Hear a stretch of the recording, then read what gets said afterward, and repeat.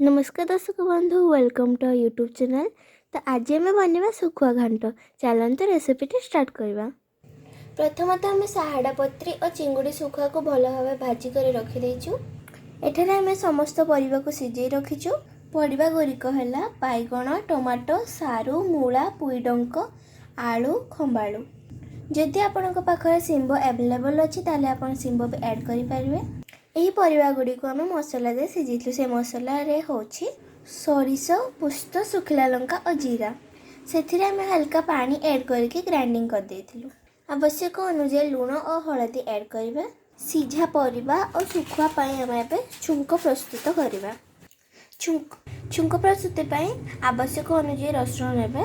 रसुण देह पाई खूब भल और यार क्वांटिटी टिके अधिक रखिबा। छुंक आम सोरिष तेल गरम करवा और से ऐड करवा पंच फुटण,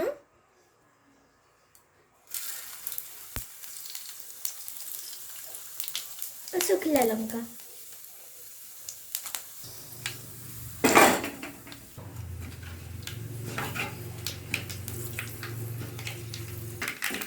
एबे हमें रसुण ऐड करवा।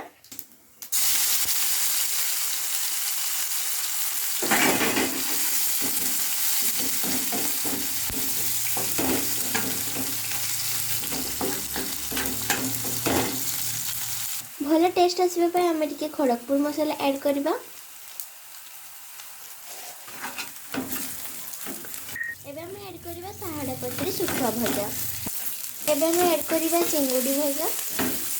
एबे हम ऐड करवा सिझा भजा।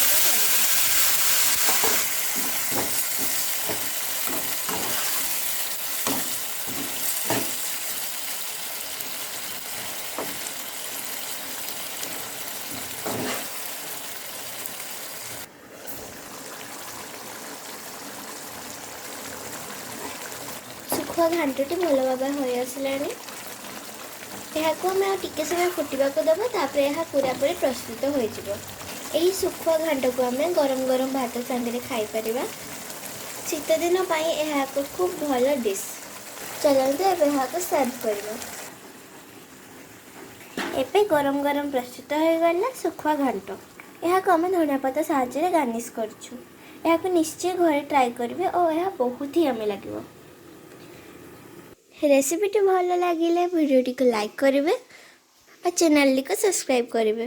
पाखे बेल आइकन को ऑल रे रखिदेवे जमती आम दूध समस्त वीडियो नोटिफिकेशन आपण पाखक चली जाव। वीडियोटी को देखने बहुत बहुत धन्यवाद। Thanks for watching.